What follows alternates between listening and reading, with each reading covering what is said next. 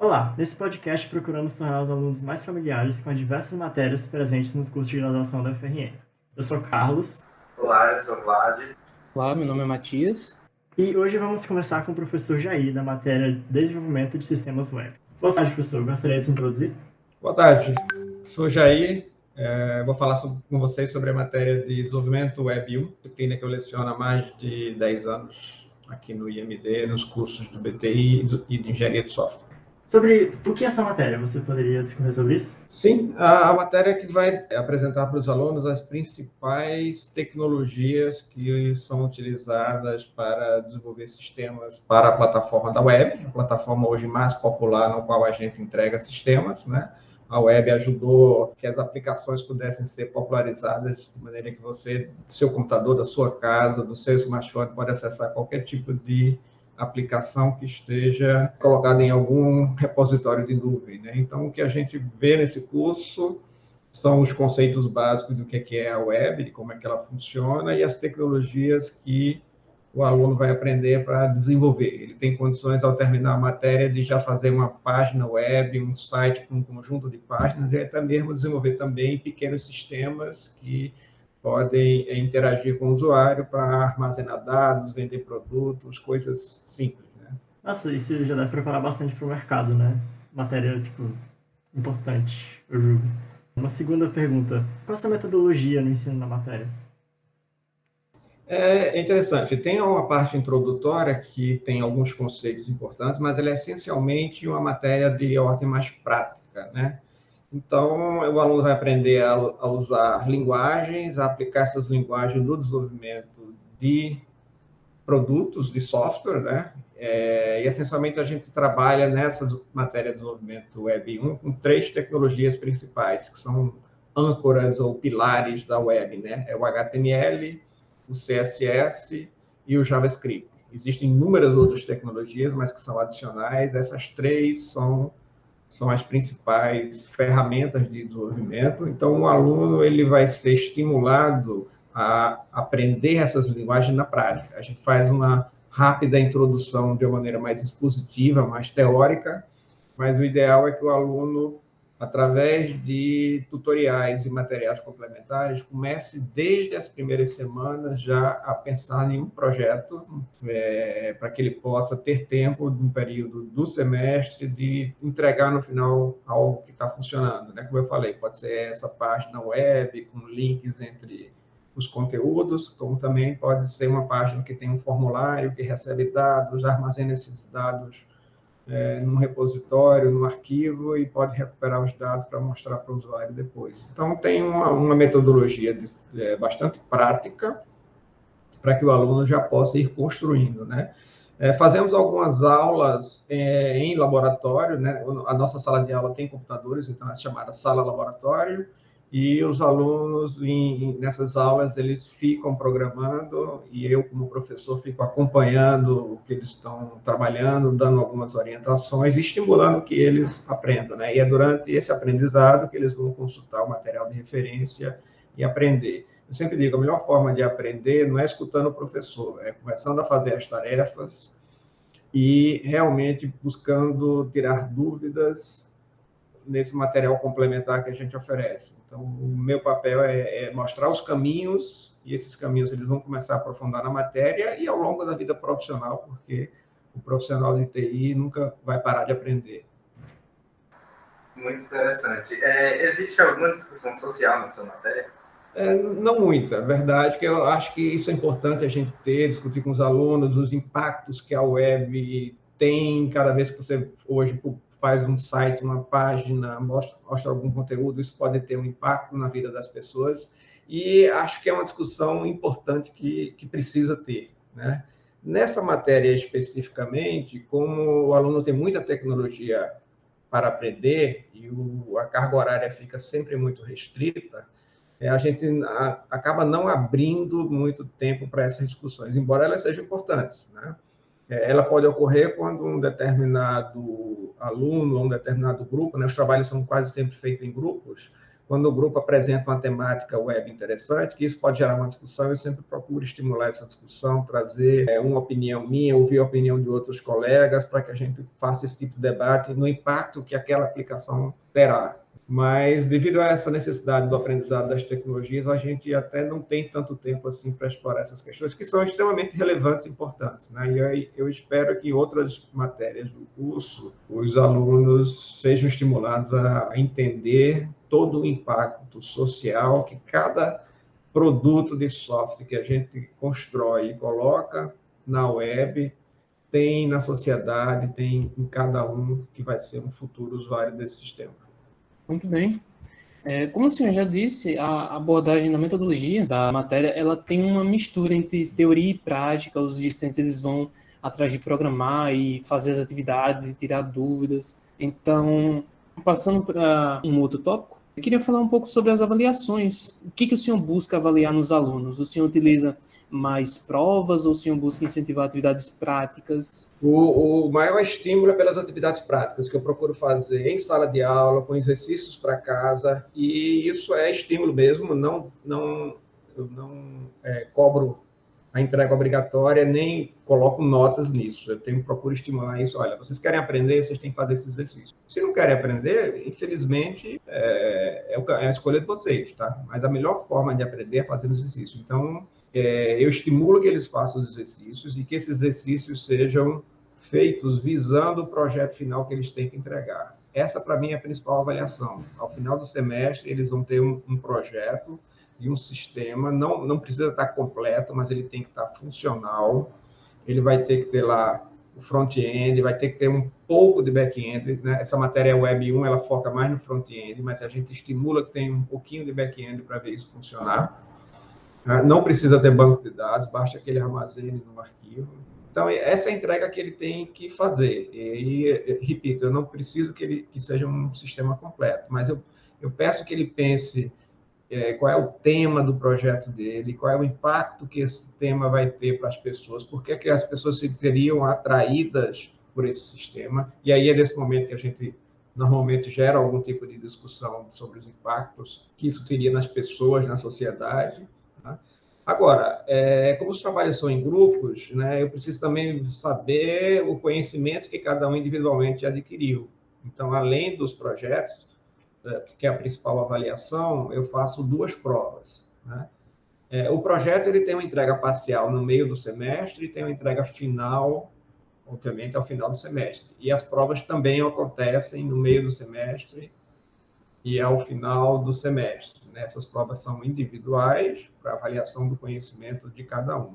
Mas são questões bem práticas, por exemplo, tem questões de trechos de programa para saber qual seria o resultado daquele programa, ou eu peço para construir um pequeno pedaço de um trecho de HTML, de JavaScript, de CSS, para que possa resolver um determinado problema. Então, é uma prova prática, mas não é uma prova de programação, tá? É uma prova que procura medir os conhecimentos que eles têm sobre essas tecnologias. Se ele conhece JavaScript, se ele conhece HTML, se ele conhece CSS, se ele sabe interpretar um trecho de programa e se ele entende um determinado conceito que está por trás daquela tecnologia. Né? Por exemplo, a gente usa muito em JavaScript callbacks. Callbacks é um conceito importante que o aluno precisa entender.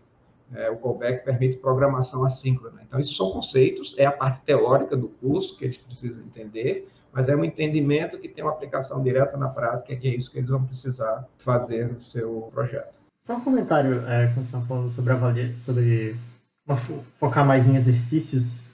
Para mim, isso é a melhor maneira de aprender mesmo, é botar a mão na massa. A maneira que eu mais memorizo essas coisas. Só ver teoria, assim, é legal, mas não entra na minha cabeça por algum motivo. Partindo para a próxima pergunta, a distribuição da carga horária é mais voltada para EAD ou presencial? Presencial. Essa é uma pergunta interessante. Eu nunca fiz cursos à distância. O típico formato EAD, que é diferente do remoto, eu nunca lecionei EAD. Né? O EAD, não sei se isso para vocês é claro, né? O EAD é aquilo que todo o material é preparado para que o curso seja à distância. Né? E o que nós fizemos durante a pandemia não era exatamente EAD, nós passamos a dar aula via videoconferência, mas era o mesmo estilo de aula que eu daria se eu tivesse presencial. Eu usei os mesmos slides da aula presencial e eu usei a minha imagem, minha fala para complementar os meus slides. Então, a minha aula remota, ela era apenas o uso de uma tecnologia de videoconferência para dar o mesmo estilo de aula, tá? Então, por isso que eu digo que minha matéria, ela é para ser presencial, né?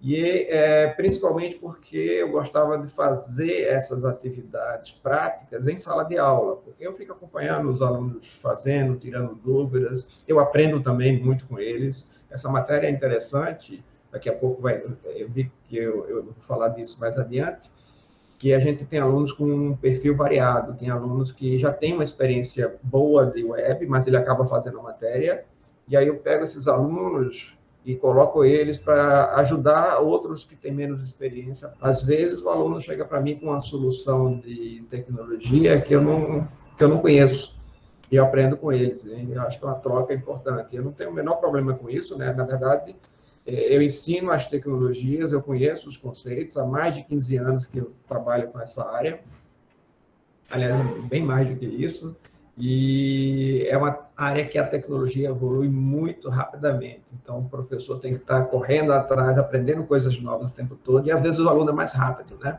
Até porque eu não sou um desenvolvedor de profissão, né? Eu sou um professor que ensina o desenvolvimento, é como um técnico de futebol que não é um atleta, né? O técnico de futebol, ele orienta o seu time e os bons atletas a se superarem, a conseguirem atingir o melhor que ele pode. Então, o meu papel como professor é mostrar o caminho para os alunos, ver como é que eles vão evoluir e aprender muito com eles. Exato. E como você disse, muitos alunos têm facilidade, naturalmente, e outros têm mais dificuldade, né? Natural.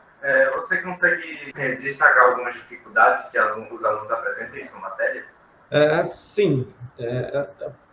Uma dificuldade que eu vejo que é mais difícil para mim, né, ter uma turma muito heterogênea. É difícil você calibrar como é que você vai detalhar o ensino de uma determinada tecnologia, de uma linguagem, quando você tem alunos que já sabem aquilo e outros que nunca viram, né?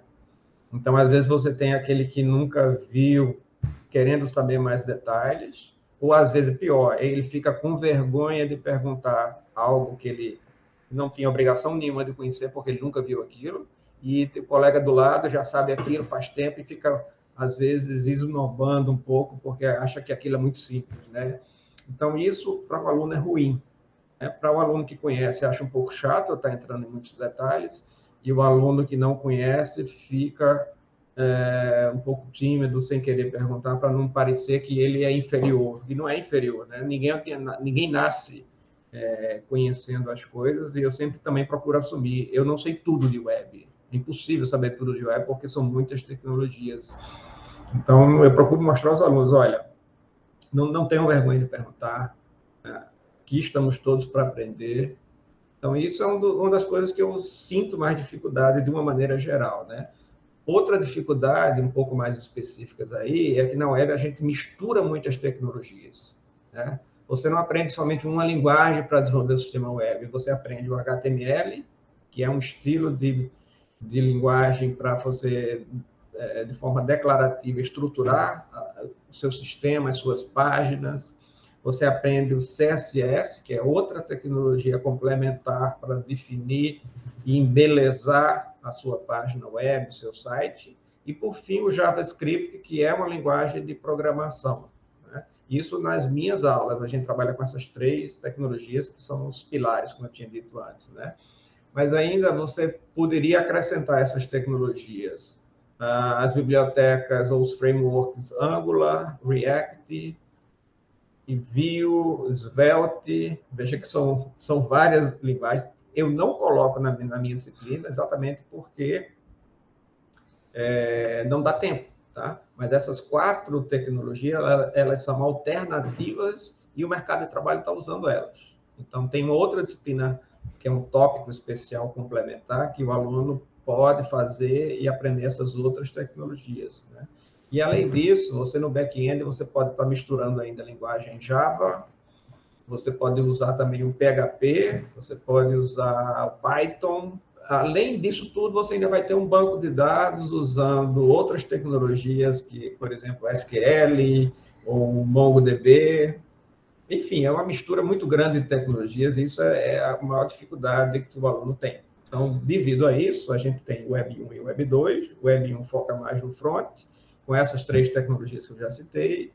E no Web 2, aí depende um pouco do professor, o que acontecia muito, a opção por Java, como tecnologia de back-end, mas isso tem mudado, o JavaScript também está sendo usado no back-end, então, dependendo do professor, a tecnologia pode variar um pouco, porque a gente não prende tanto na ementa do curso a tecnologia, a gente prende mais nos conceitos, né, que o aluno tem que aprender. Perfeito. É bem legal ver que tem uma disciplina que reúne tantas áreas de conhecimento diferentes que fazem parte de um mesmo propósito, né? Como eu acho que o senhor talvez deva concordar, muita coisa do que a gente aprende na faculdade, nessas disciplinas de desenvolvimento, principalmente, é aplicado no mercado de trabalho. E eu queria saber um pouco sobre como é que está a relação do mercado de trabalho para essa área de TI, na visão do senhor, e se é comum que dessa disciplina que o senhor leciona saiam projetos de pesquisa e extensão que podem vir a ganhar asas no mundo do trabalho em si. Sim, sem dúvidas. Tem várias coisas aí na sua pergunta, né? Primeiro, é o mercado em si, a área de TI, ela está bastante em alta atualmente, né? O mercado está aquecido, é assim que a gente fala. Às vezes o aluno nem terminou o curso, ele já é convidado a trabalhar na empresa. A minha recomendação é vá com calma, você pode fazer um estágio, eu recomendo fazer um estágio, mas nunca abra mão de terminar o seu curso, de fazer suas disciplinas de maneira correta, tá? Essa é uma recomendação que eu dou para todos vocês. Não deixe o seu curso, mesmo que você esteja ganhando bem no mercado, e alguém vai dizer que você não vai precisar de todas as matérias que tem no curso, porque basta aprender web, por exemplo, que você já vai estar empregado. Não deixe o seu curso de lado. É fundamental você aprender todas as matérias, porque essas matérias foram pensadas para dar uma base para uma área que evolui muito. Tá? Eu fui formado há mais de 30 anos, acreditem, né? Há mais de 30 anos. Muito da minha base era independente de tecnologia. As tecnologias que eu estudei não são usadas mais, tá? Mas a base serviu para mim. Tá? E isso faz com que eu consiga rapidamente aprender uma tecnologia nova e não ficar para trás. Então, por exemplo, eu estou dando uma aula de web com as tecnologias que estão em uso atualmente e nada disso eu aprendi no meu curso. Então, o aluno ele tem que estar predisposto a aprender. Mas falando de mercado, né? Então, não fiquem seduzidos pelo mercado. Essas tecnologias que a gente aprende nessa matéria, elas são de interesse do mercado, sim. Essa matéria foi criada, o Web 1 e o Web 2, pensando em mercado. Não sei se vocês conhecem todo o histórico aqui da UFRN, rapidamente contando, a gente tem ainda o curso de Ciência da Computação, que foi o nosso primeiro curso, depois veio o de Engenharia de Computação, depois veio o de Engenharia de Software e depois veio o curso de TI. Eu tenho um histórico de ter trabalhado nas propostas de quase todos eles, menos o de Engenharia de Computação. Em algum momento eu trabalhei na Engenharia de Computação, né? Então, todos esses cursos são importantes, eles procuram dar uma visão um pouco diferenciada. Por exemplo, o curso de Ciência da Computação, ele não tem desenvolvimento web. Eles optaram por isso, e eu acho natural. É um curso com outro foco, a gente não tem tempo de estar detalhando isso aqui, mas o curso de Engenharia de Software, ele foi um curso pensando no mercado de trabalho. E, nesse sentido, a gente viu que 2 ramos da tecnologia era importante colocar como obrigatória para os alunos. Para quem faz o curso de Engenharia de Software, desenvolvimento web é obrigatório e desenvolvimento para dispositivos móveis também. Então, a gente queria dar esse perfil de mercado. E aí, o que a gente tem que estar analisando como professor é o que é que o mercado está usando. Então, a gente procura colocar isso no perfil das matérias, né? E uma coisa que é importante ressaltar, que eu disse há pouco, né? A gente opta de propósito por não estar usando todas as tecnologias de mercado, porque a gente entende que algumas são complementares. Por exemplo, tanto o Angular como o React, que são frameworks que o aluno, na prática, vai usar no mercado de trabalho, eles são construídos em JavaScript. Então, a gente opta por ensinar o JavaScript, que é a base disso tudo, e aí ele vai conseguir aprender o React, o Angular e as outras de uma maneira mais rápida, né? Se ele tiver aprendido a base. Então, esse é o foco que a gente procura dar. Mas aí está sempre alinhado com o mercado, sim. O curso tem alguma preferência entre front e back-end? Ou ele forma um desenvolvedor full stack, assim, igualmente? A Web 1 foi pensada no front. Então, a gente foca nas tecnologias básicas de front, HTML, CSS e JavaScript. A gente aproveita o JavaScript e joga um pouquinho através do Node, né? O Node é o JavaScript no back, e aí a gente usa lá no back para que o aluno possa praticar o uso do HTTP e fazer algum processamento via servidor, acessando o arquivo, gravando o arquivo, coisas bem simples, até para tornar o front dele mais funcional. Tá? Mas o foco é o front. Qual é a qualidade que um professor deve ter para ensinar essa matéria? Qual é a qualidade mais importante? É uma pergunta interessante, né? Na minha visão, o professor ele tem que ter experiência, vou explicar por quê, e ele tem que ter a vontade de aprender. São até coisas que nem sempre combinam. O professor vai ter que estar antenado, ele tem que estar vendo quais são as tendências do mercado, de como a tecnologia está evoluindo, como é que ela está sendo aceita pelo mercado. Né? Mas é bom que ele tenha a experiência para ele entender que essa tecnologia muitas vezes é volátil.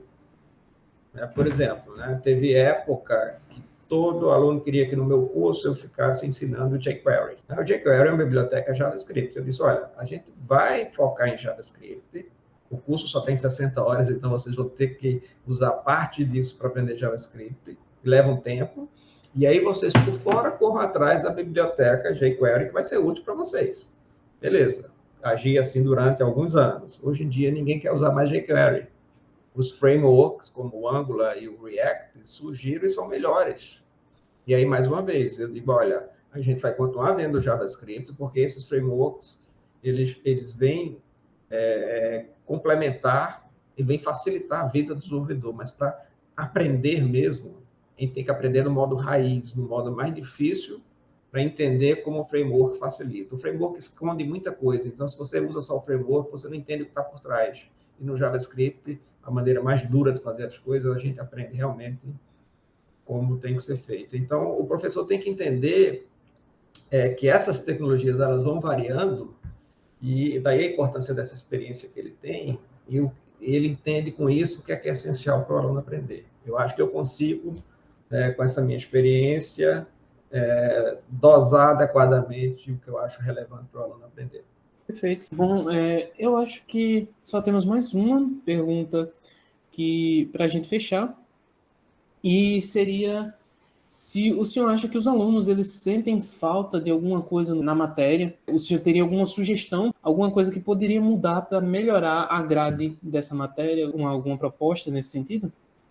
Não, é apenas reforço o que eu já disse. Quer dizer, o aluno ele chega na matéria dizendo: eu quero aprender React, eu quero aprender Angular. Ele diz: olha, a gente não vai ver isso aqui, mas eu te dou a liberdade de você fazer o seu projeto usando essa tecnologia se você quiser.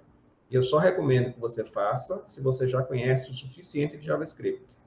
Se não, faça da maneira mais difícil, para aprender realmente como faz, e depois, na sua vida profissional, você vai aprender, ou mais adiante, no restante do curso, você pode aprender o framework que você quer, que você gosta, e aí na vida profissional você aprende isso. Tá? Então, eu vejo alunos sentindo falta de aprender. O professor não quer ensinar React. Não é que eu não queira, eu estou pensando no que é melhor para o aluno. Até porque eu teria que tomar uma decisão, ou eu ensino React, ou eu ensino Angular, ou eu ensino Vue, ou eu ensino Svelte. Que critério eu iria usar para escolher uma dessas? Porque o aluno que quer Angular, aí vai ter outro que quer React, então eles sentem falta disso. Agora, em termos de o que é que eu faria para mudar, eu não mudaria essas tecnologias essenciais, pelo menos nos próximos anos, eu não mudaria isso. Mas eu acho que a gente tem essa matéria, ela é oferecida por mim com código pelo DMAP, né, DIN. Também tem outros professores que oferecem ela com código IMD, e o que eu acho que é importante é que os professores precisam conversar mais para fazer um alinhamento do que é que cada um está ensinando, tanto nas diferentes turmas de Web 1, como nas diferentes turmas de Web 2. Esse alinhamento a gente precisa fazer. Estou tentando conversar com os professores para a gente fazer isso já para o próximo semestre, que é algo que estou sentindo falta, né? Isso, obviamente, pode gerar algum impacto na mudança do programa do curso, mas é mais uma questão de alinhamento mesmo. Muito bem. Para a gente fechar, eu queria saber do senhor, em uma palavra, como o senhor define o perfil do estudante nota 10 dessa matéria? Vontade de aprender, não é uma palavra só, mas uma expressão. Vontade de aprender. É justo, é justo. Tudo bem, professor? Muito obrigado pelo seu tempo. Eu acho que foi muitíssimo produtivo para todos nós. Eu agradeço, pessoal. É uma satisfação estar conversando com vocês, passar um pouco do meu ponto de vista, da minha experiência. Então, estejam sempre à vontade para conversar comigo. Mais uma vez, muito obrigado pela presença. E é isso, pessoal. Até mais.